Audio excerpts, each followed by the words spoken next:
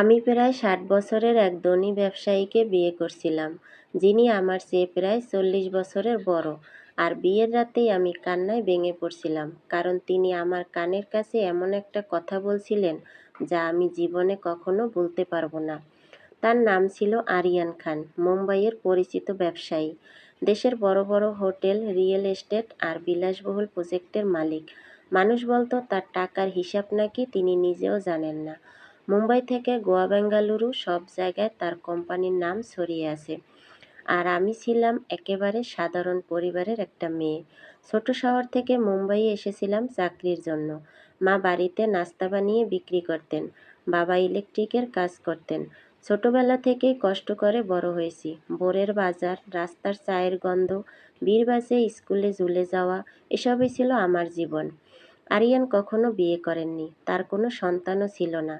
তাকে নিয়ে সমাজে হাজার রকম গুজব ছিল। কেউ বলতো তিনি খুব রাগী মানুষ, কেউ বলতো জীবনে একবার খুব বড় বিশ্বাসঘাতকতার শিকার হয়েছিলেন, তাই আর কাউকে কখনো বিশ্বাস করতে পারেননি। আবার অনেকে বলতো এত ধনী একজন মানুষ, নিশ্চয়ই তিনি কিছু লুকিয়ে রেখেছেন। তার সঙ্গে আমার প্রথম পরিচয় হয়েছিল মুম্বাইয়ের এক বিলাসবহুল হোটেলে আয়োজিত একটি চ্যারিটি ইভেন্টে। সেদিন আমি ছিলাম শুধু ইভেন্ট স্টাফদের একজন। সাধারণ কালো সালোয়ার কামিজ পরে অতিথিদের তালিকা, ফুলের সাজসজ্জা আর সিটিং প্ল্যান সামলাতে দৌড়াদৌড়ি করছিলাম। আর তিনি জারবাতির আলোয় নিখুঁত ছুট পরে ঢুকলেন। চারপাশের সবাই তাকে সম্মানের সঙ্গে অভিবাদন জানাচ্ছিল। আমি সবসময় ভাবতাম তার মতো মানুষরা খুব ঠান্ডা আর দূরত্ব বজায় রাখা স্বভাবের হয়, কিন্তু আরিয়ান ছিলেন আলাদা। ভদ্র, যত্নশীল, শান্ত চোখের মানুষ, যার কথা বলার ভঙ্গি এমন ছিল যে মনে হতো আপনি গুরুত্বপূর্ণ। হঠাৎ করিডরে আমার হাত থেকে কিছু ফাইল পড়ে যায়। সবাই পাশ কাটিয়ে চলে গেলেও তিনি নিজে নিচু হয়ে সেগুলো তুলে দিলেন। তারপর শান্ত গলায় বলছিলেন, সকাল থেকে কিছু খাওয়া হয়নি, তাই না? আমি অবাক হয়ে তার দিকে তাকিয়েছিলাম, কারণ সত্যিই সেদিন শুধু এক কাপ চা খেয়েছিলাম। সেই দিনটার পর থেকে তিনি ধীরে ধীরে আমার জীবনের অংশ হয়ে উঠলেন।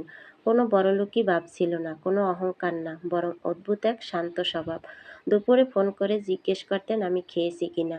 অফিসের ছোট ছোট সমস্যা বললেও মন দিয়ে শুনতেন তিনি, যেন সেগুলোই সবচেয়ে গুরুত্বপূর্ণ। শুরুতে আমি ভয় পেতাম, আমার মতো সাধারণ একটা মেয়েকে এত বড়লোক একজন মানুষ কেন পছন্দ করবে। চারপাশের সবাই আমাকে থামানোর চেষ্টা করছিল, মা পুরো রাত কেঁদেছিলেন। এত বড় বয়সের মানুষকে বিয়ে করে সুখী হতে পারবি তো? বন্ধুরা সরাসরি বলেছিল, লোকটা তো তোর বাবার বয়সী প্রায়, এত ধনী মানুষ কোনো কারণ ছাড়া এত ছোট মেয়েকে বিয়ে করে না।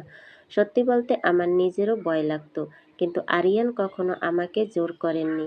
শুধু বলছিলেন, তুমি সময় নাও, আমি এত বছর একা থেকেছি, আর একটু অপেক্ষা করলে কিছুই হবে না আমার। সেই কথাটা আমার মন ছুঁয়ে গিয়েছিল। শেষ পর্যন্ত খুব সাধারণভাবেই আমাদের বিয়ে হয়েছিল। না ছিল মিডিয়ার ভিড়, না কোনো ৫ তারকার আয়োজন, শুধু কিছু কাছের মানুষ। আজকে এ পর্যন্তই। সবাই ভালো থাকবেন, সুস্থ থাকবেন। দেখা হবে নতুন দিনে নতুন কোনো ভিডিও।